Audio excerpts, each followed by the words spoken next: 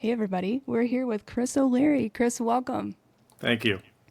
Yeah, we're interested in hearing your experience. You've been in the news a bit lately, and we know you have some interesting stuff coming up and some feedback about Josh Hawley that we all need to know. So please take the floor. Let us know what's going on.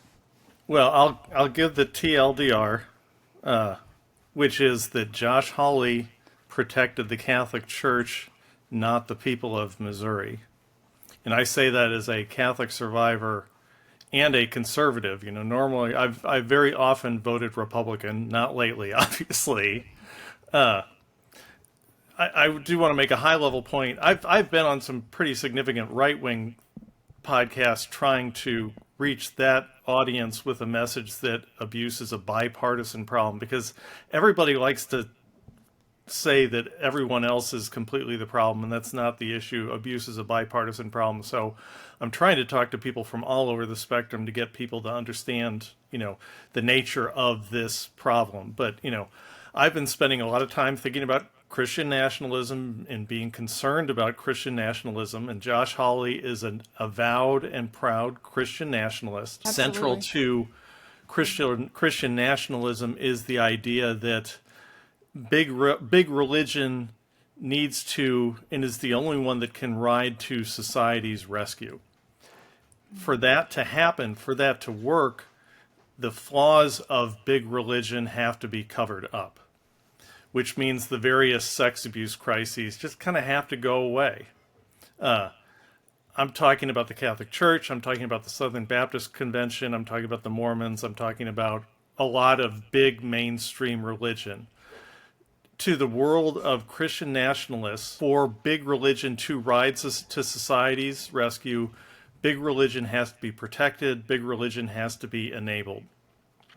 Josh Hawley is central to those efforts both in Missouri and in the United States. How can I say that? I can say it because I lived it. I'm a survivor in St. Louis. In the late 70s, early 80s, I was sexually abused by a Catholic priest named Father Leroy Valentine. Now, part of my story, and one of the things that I think is kind of why the church, the Catholic Church, has to be protected, is because my abuse was witnessed, at least in part, by then Father and now Cardinal Timothy Dolan, the Archbishop of New York, who could be the next pope. If you're Catholic, you know who Dolan is. Dolan is running for pope. So I was sexually Sure. exploited, abused, assaulted, ultimately raped by Father Leroy Valentine over the course of 4 years, two of which overlapped with Dolan. That's basically 77 to 81. Then Valentine went, kind of got churned to another place. I had a good year, went to high school, was sexually exploited and abused in high school. So I've really kind of lived the whole Catholic thing, both at the grade school level and at the high school level. I really didn't remember it. Well, in part because, as I've said in my testimony elsewhere, so I was abused in the context of the Eucharist. And if you're Catholic and you know about the Eucharist, the Eucharist is the big deal. It's what the Catholic Church thinks it has to offer the world. My abuser told me that he gave me the power to consecrate the Eucharist. And actually, this right here, this is a painting kind of showing that pink figure is me. That's him in the black. And what I'm doing there is he's teaching me to consecrate the Eucharist, and he's abusing me in the process of that. Oh my God. Yeah, no, it's pretty horrible. So I'm sorry. so 2002 and Spot. So in a way, my story is a sequel to the movie Spotlight. If you've seen the movie Spotlight about the Catholic sex abuse crisis and you've ever wondered what happened next, that's my story. So Spotlight came out in January 2002. The New York Times ended up covering St. Louis and naming my favorite priest, Father Valentine, as an abuser in March 2002, which brought me back to Cardinal Dolan, which again is where Dolan kind of gets intertwined in this, and because Dolan's a big deal, he has to be protected. Where we go to Josh Hawley is in. So I started going public in April 2018. Then in July, August 2018, you've got the Pennsylvania grand jury report. Josh Hawley, being a good politician, in August 2018 launched an investigation of the Archdiocese of St. Louis. Hawley was one of the first to kind of proactively investigate investigate the Archdiocese of St. Louis. Now, there are problems with that investigation from the outset. There wasn't subpoena power, that kind of thing. Right. But I can't tell you the degree to which Josh Hawley's investigation of the Archdiocese of St. Louis got my hopes up. Oh yeah, it Right. had to. I was so pumped up, and I told Yeah. everybody I knew, and I submitted through the website 3 different times. If anyone wants to contact the Missouri Attorney General's office and find those submissions, I give you my permission. I've got no problem with that. I don't know how many other people came forward, but I came forward at least 3 times in August, September 2018, right after the Pennsylvania grand jury report. And, I did it once, and then I waited a week and never heard anything. I did it again, waited another week, never heard anything. I waited another week and did another submission. So as far as I remember, I had 3 separate submissions. Just please talk to me. Please talk to me. I'm so, somebody please talk to me. And I couldn't somebody believe that. do something. Right. And I can't believe that Josh freaking Hawley, the Attorney General of Missouri, just like Josh Shapiro in Pennsylvania, is going to listen to me. He wants to hear from me. I was so pumped up, and I told everybody I knew, I said, Josh Hawley he's there for us. He's going to help us out. And I burned so much. I burned so many people. I burned so much capital in telling people to support Josh Hawley's efforts. Oh, What a and then profound you just disappointment. So I never heard anything back. I ended up having, so there's a local guy in Missouri, John Hancock, who's kind of a big Republican guy on KMOX, Hancock and Kelly. John Hancock was at my mom's church. I ended up contacting him to see if I could backline into Josh Hawley's office. Ended up talking to a woman named Christine, who in the Attorney General's office, who was running the investigation. She said, oh, we totally want to talk to you guys, and we're just trying to get our act together and everything, and we totally want to talk to you. 2 months later, I ended up calling them again. This is November 2018. I said, it's November. It's 2 months later. When are we going to talk? And I was actually talking to a Post-Dispatch reporter, Nassim Ben Shabani, at the time, and they ended up calling me back, I think because Nassim was kind of poking around there trying to see exactly what was happening. And so the Attorney General's office called me back and said, oh, we so totally want to talk to you and everything. But I never talked to Josh Hawley or a member of his team about my claims, and then he won the election, and then he went on to Washington. How frustrating. No, it was, Josh Hawley in August 2018 staged a sham investigation of the Archdiocese of St. Louis. It was a complete and utter sham. I don't know if anyone else had another different experience, but I never heard anything positive from anybody. And I never heard anything back from Hawley's team, just to kind of go after the Republicans, since, I am a conservative. I'm a more conservative person. I've very often voted Republican, not lately, obviously. I have started to wonder if I'm a Democrat now. I'm so but- sorry. No, I know. It is what it is. they're not giving you much choice lately. No, they're not.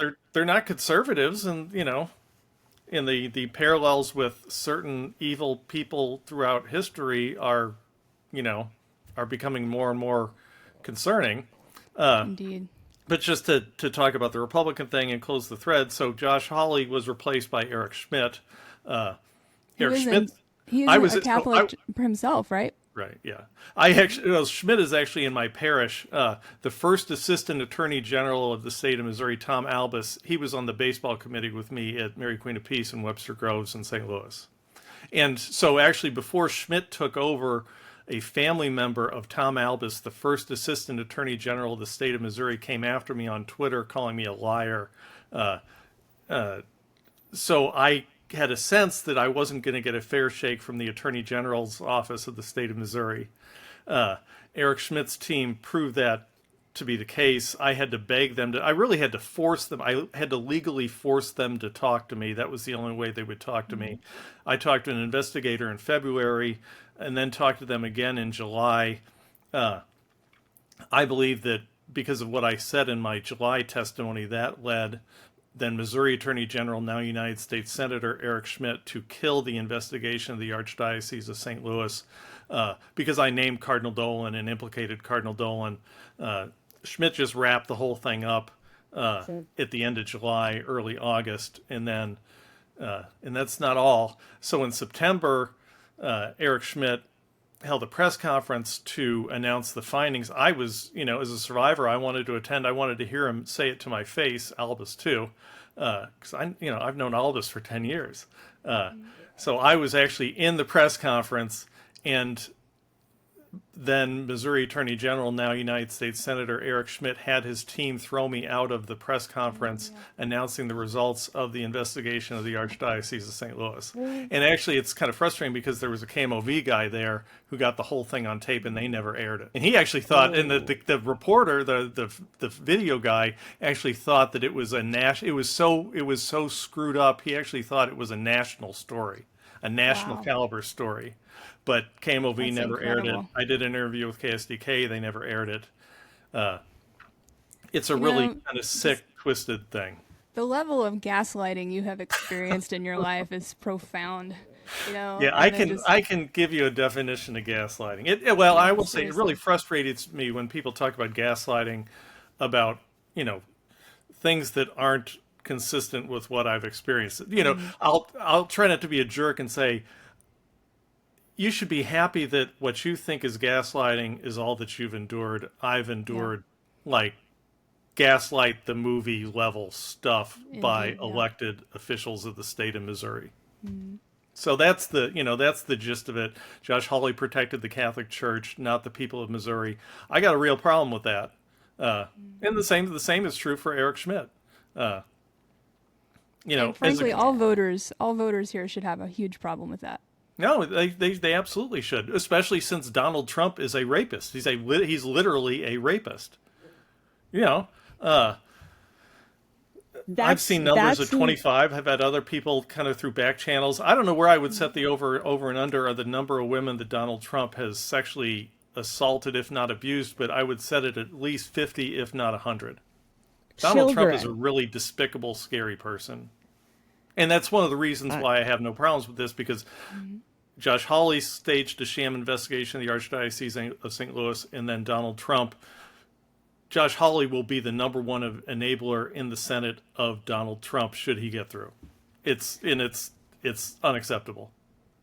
As an American, as a conservative, as a thinking person, it's completely unacceptable. Absolutely. And I'm a conservative, but I'm not an ideologue. I'm not. Well, sure. And that's, we talk about that a lot, Tina and I, that, we can all talk about policy differences and we can argue about that all day and have basic, about how we are governed. But this is a whole different level. This is a character of, you can't be a more flawed character than being a rapist. Right. Well, in this whole Christian nationalist thing, which means just writing off things about rape, if not, I'm sure there are a lot of Christian nationalists who believe that rape is a sign of an alpha male, and that's what the world needs.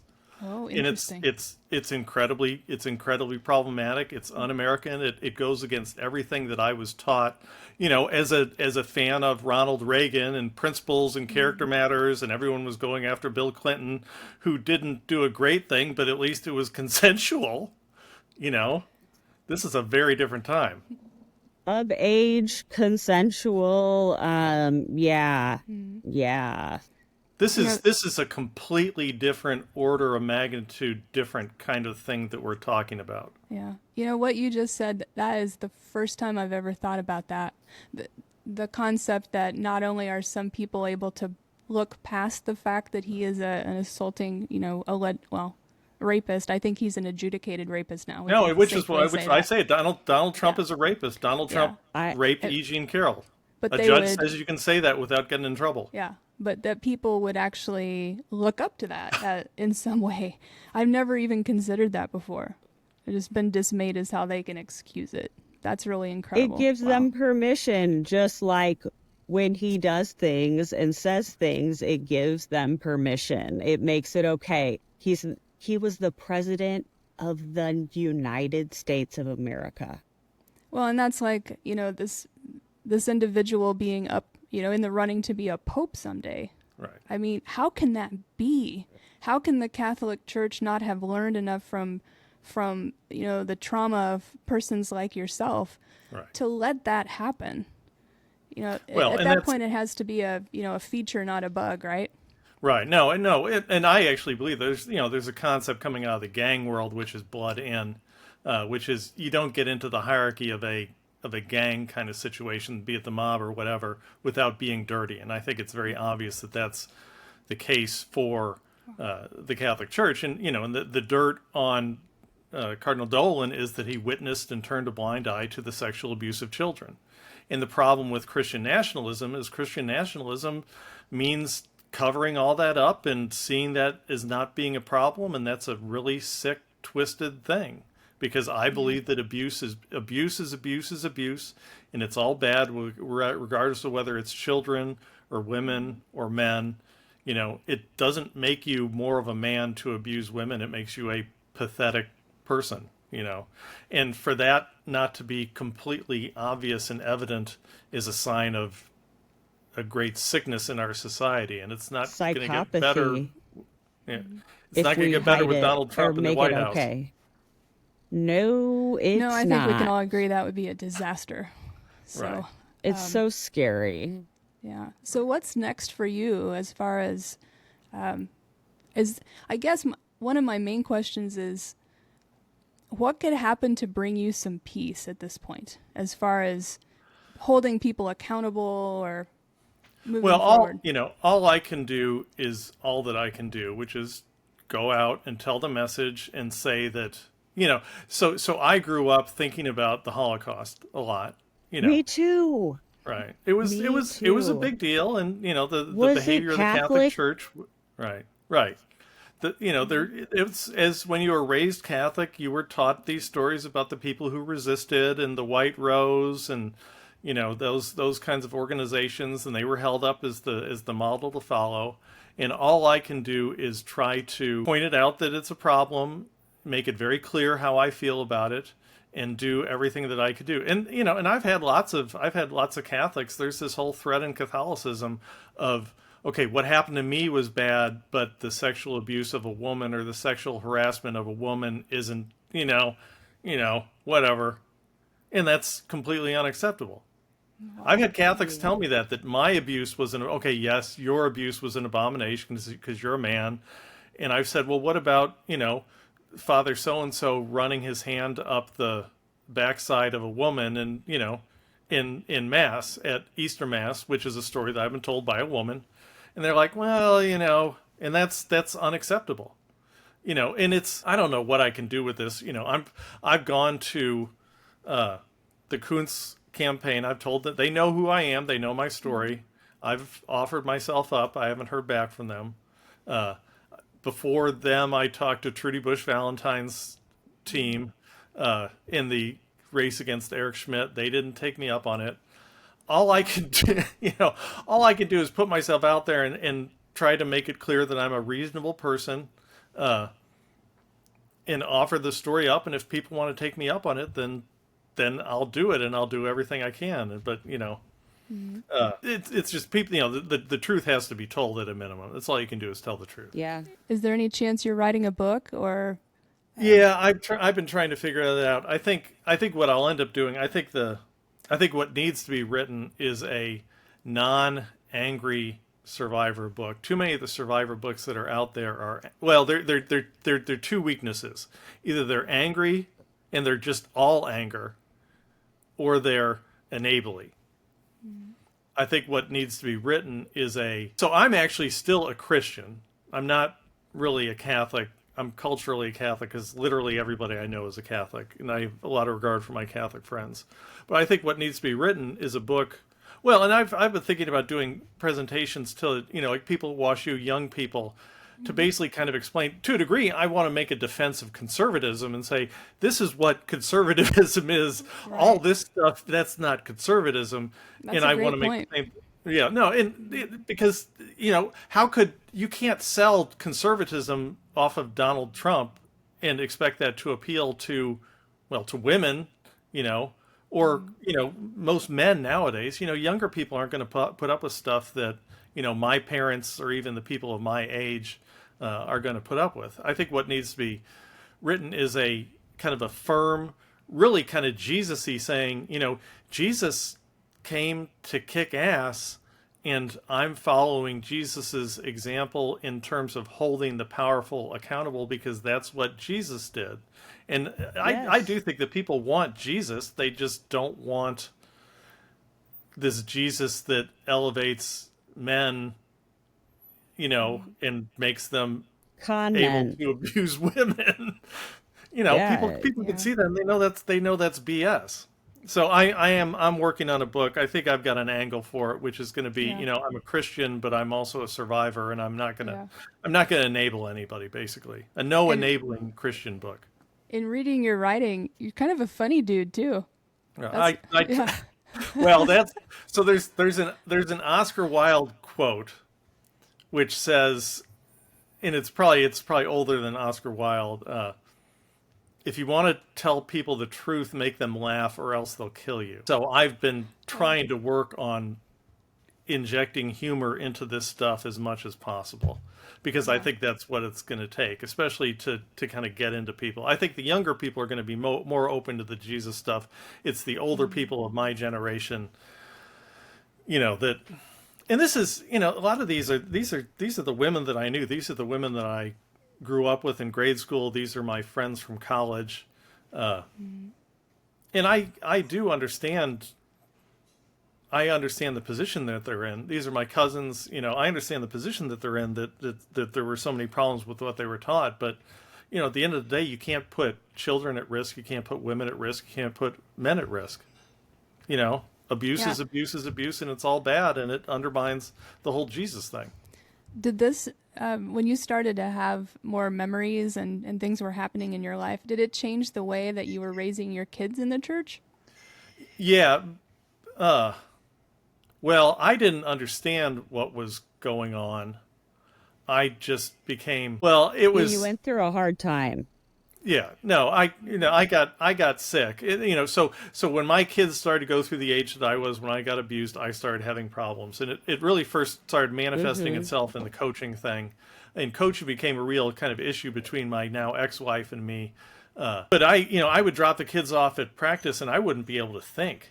I was having anxiety attacks and panic attacks. I didn't know what to call it, but so that's how I got into coaching. Was I was completely useless just dropping the kids off at practice, and I'm like, well, screw it. If I'm going to be useless, I might as well help out at practice. So that's what got me into the whole kind of coaching thing, and that allowed me to nobody's messing with any kids on my watch. Right, right. And I did have, I had to educate my parents a few times, or the parents of the kids a few times, especially the girls for some reason.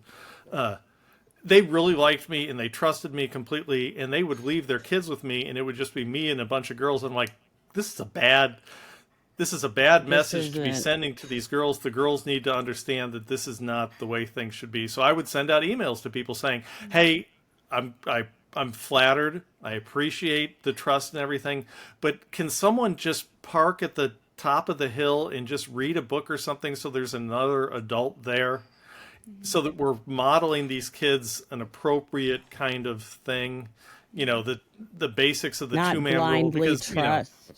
right, and because that's not, that's how I got in trouble, was not having a good model, not having good safe practices modeled for me.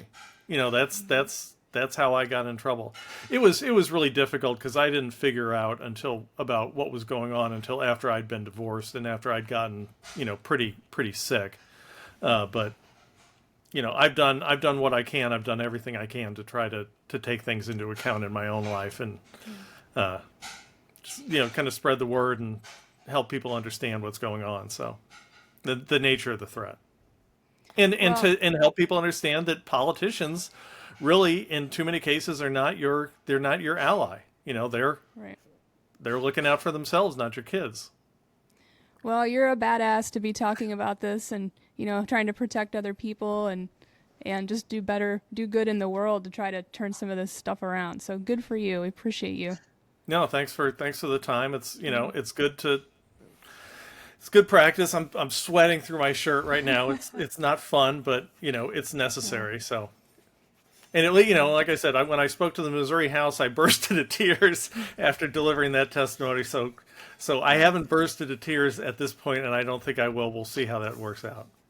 Yeah, hopefully it gets a little bit easier to communicate every single time. But again, that's perfectly normal. If you log off and have a good cry, that's a healthy thing to do. Yeah. No, It feels like Dookie. I'm letting go of my stupid macho BS as much as I can. So. Yes. It feels just. There's way too much stupid macho BS in the world. Yes, there Amen is. to that. Well, before we wrap up, is there anything else that you'd like to have our listeners know? Or we always kind of like log off with tell a friend, get out there, make sure everybody has that can vote does. Have those conversations in your kitchen and over dinner with your family and your friends. And is there anything that you'd like to share specifically with them? Well, I mean, I would just say, and this is, I think this is the most consequential election of maybe the history of the United States. It's that big of a deal. Donald Trump may not be Hitler, but he could be Mussolini. He sure looks like Mussolini. Right. And JD Vance is even scarier. I think he is. Yeah. Absolutely. I don't think Donald Trump will last long if he gets elected. They'll make a way for JD Vance to step up. And JD Vance is a scary guy. Josh Hawley is a scary guy. I don't. Well, so the point that I've made to people is, how you read about histories and moments in history like the Holocaust, that kind of stuff. And you ask yourself, as I asked myself, what would I have done in those kinds of moments? This is that kind of a moment. 100%. I know. Yeah, that's literally why this podcast is called While We Still Can. This is history. Yeah, 100%. When he started talking put about aside, camp, I don't camp, and they're going to send me to camp. It's not good. It needs terrifying. to be stopped, and it needs to be really destroyed. As other people have said, this needs to be more than a squeaker. This needs to be a resounding defeat. Yeah. And the only way for that to happen is for people of goodwill, people who get it, people who studied history, to get out.